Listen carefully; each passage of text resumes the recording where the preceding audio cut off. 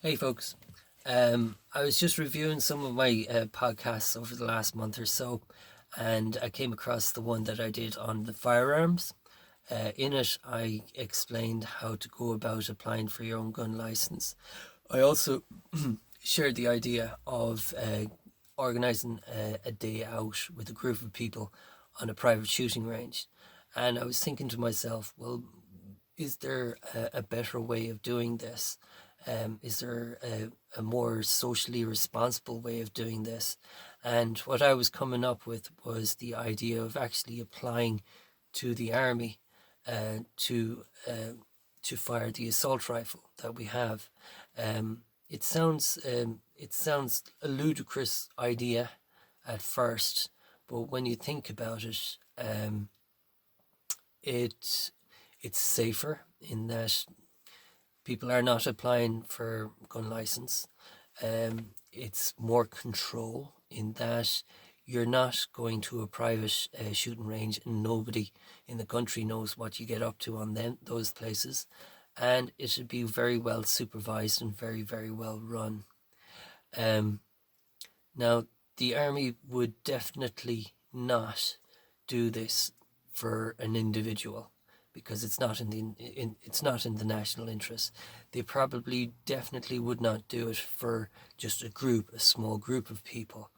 They would only really do it if there was a network of clubs that have established themselves, that share the same values that the army does, and that those clubs would have recognised the social responsibility of the member to the country and to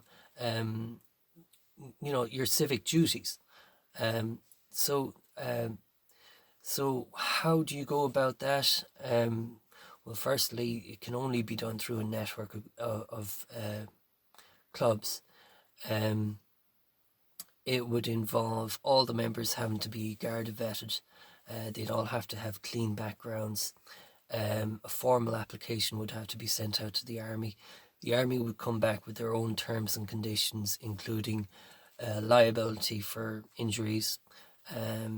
They'd also have to come back for health and safety, like manual handling, range safety, range practices. Of course, there'd have to be a couple of weekends spent maybe in Castlebar Barracks on how to actually operate the weapon safely.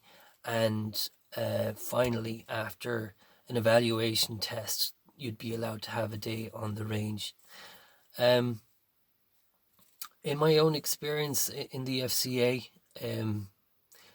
I remember a time when there was in excess of when there was more than 100 um, gentlemen and some ladies from Mayo who actually went to the range in Galway. There was well over 100 of us, and the day passed very smoothly. It was run exceptionally well, and despite the rain and the fog and the cold, everybody thoroughly enjoyed it. And I see no reason why those days cannot return. Um, it only takes a group, a group of committed people who are willing to see this through, and for the first maybe 1, 2, 3 years, it would be very difficult to establish. But by year 4, year 5, it would be normal, and you would have established a routine, a procedure, a system, and if it's run properly, that could, you know, you could have firstly that would uh, that would create a proper organization, a proper voluntary organization that would be respectable and dignified and relevant, very relevant. So yeah, it's something that I definitely take interest in, and something I would definitely take up with colleagues and people that I know. And yeah, it that's another thing.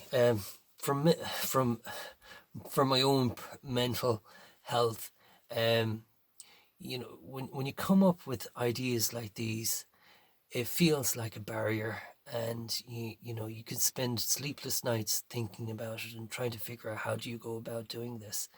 And the first thing I need to realize is that I cannot do this all on my own. The second thing I need to realize is that if it's a good idea, other people, it'll eventually, like, by voicing this idea, people outside will take it up, and as time goes on, we'll all acquiesce to the idea, and it will become reality.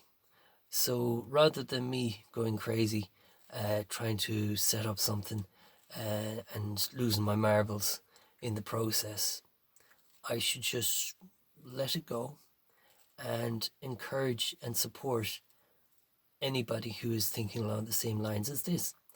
And this can only happen once you get a significant group of people together. So I'll leave it with you guys. Take care.